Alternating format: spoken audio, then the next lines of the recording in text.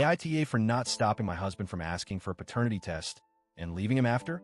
I, 32F, have been married to my husband, Ben, 35M, for 7 years. We met in college, and we were both each other's first serious relationships. Everything in our relationship has been good up until this point. We have a 4-year-old son, Theo, and honestly, we had the kind of marriage that a lot of people envied. Ben is a good guy, kind-hearted, funny, and hardworking. He's a great father, and I've always trusted him completely. We've built a life together with a stable home, financial security, and shared goals. We don't fight much, and when we do, we always work things out. But recently, something changed. So, one day, a couple of weeks ago, Ben came home after work and dropped a bombshell on me. Out of nowhere, he asked for a paternity test for our son. I was stunned. I couldn't believe what I was hearing. We were sitting at the dinner table when he casually said, "I think we need to get a paternity test for Theo." I stared at him, unsure of how to process this. I asked, "What do you mean?" "What?" He looked away for a moment, then explained, "Theo doesn't look like me. I've been thinking about it for a while now. I don't know how to say this, but I don't think he looks anything like me. I just need to be sure." I felt like the world had just collapsed beneath me. I couldn't believe what I was hearing. All I could think was, how can he not see it? How can he question me like this? He continued, "I know it might sound crazy, but I just need to know. I don't want any doubts hanging over me. And I think it would be better for everyone if I knew for sure." I was silent for a long time. I didn't know what to say. I knew he wasn't accusing me directly of cheating, but his words still cut deep. I couldn't believe my husband, the man I loved and trusted, was asking for a paternity test. I've always been faithful to him, and I've never once even considered being with anyone else. And here he was, questioning the one thing I thought was the foundation of our marriage, the trust between us. But instead of reacting in anger, I just said, "If that's what you need, then I can't stop you.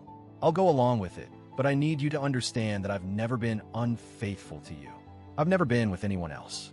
You're my first and only partner."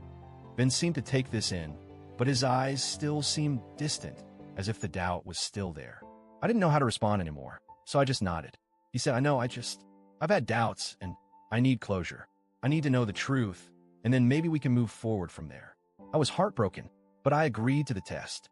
I couldn't stop him, and I didn't want to appear defensive or overly sensitive. I thought maybe this would just be a formality. He'd take the test, get the result, and we could move on. But I couldn't help but feel like this was the beginning of the end for us. Ben scheduled the test, and it was done the following week. I kept telling myself that the result didn't matter. We had built this beautiful family together. Our son was a reflection of our love, and nothing could change that. But I could feel something shifting in me. I didn't know what was going to happen, but deep down, I knew that things might never be the same again. The days leading up to the results were torturous.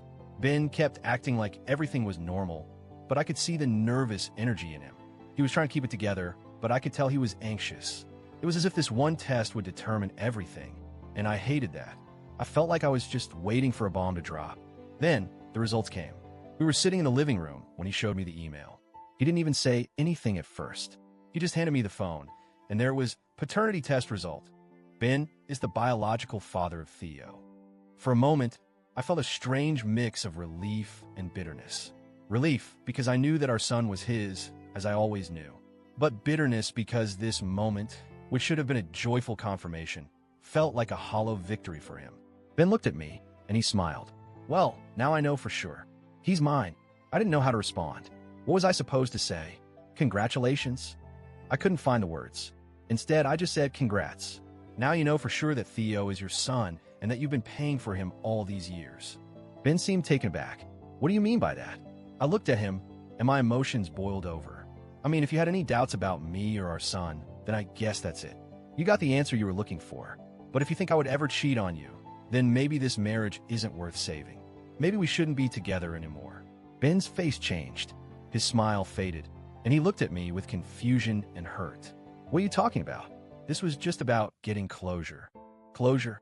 I snapped, feeling the anger rise. "No, Ben, this wasn't just about getting closure. This was about you doubting me, doubting everything we've built together. This was about you thinking I'm a liar, a cheater, and I can't live like that. If you think I'm capable of that, then we shouldn't be together." He took a step forward, his voice pleading. "Come on, don't do this. I'm sorry. I didn't mean to hurt you. I just needed to know. Please, don't leave. This is just a misunderstanding." But I was already done. I couldn't stay in a marriage where the trust was shattered. When my husband, the man I loved, thought I could betray him like that. I gathered my things, packed up Theo's bag, and left. We went to a hotel, and I haven't gone back since. It's been a few days now, and Ben has been calling and texting nonstop. He keeps apologizing, saying he never meant to hurt me. He says he was just trying to be sure and that I should have stopped him from taking the test if it bothered me so much. He even accused me of being a bratty child and ruining everything. But I don't think I'm the one ruining everything. I didn't ask him to question me. I didn't ask for any of this. He's the one who decided that our son's paternity needed to be tested, and now that the results came back, he's acting like I'm the one who overreacted. I've been debating whether to give him another chance. I've thought about it a lot, but every time I think about it, I remember how it felt when he asked for the test. How it felt to know that he didn't trust me, that he thought I might have cheated, and I don't think I can forgive him for that. So, Reddit, AITA for not stopping my husband from getting the paternity test and leaving after it was confirmed that our son is his?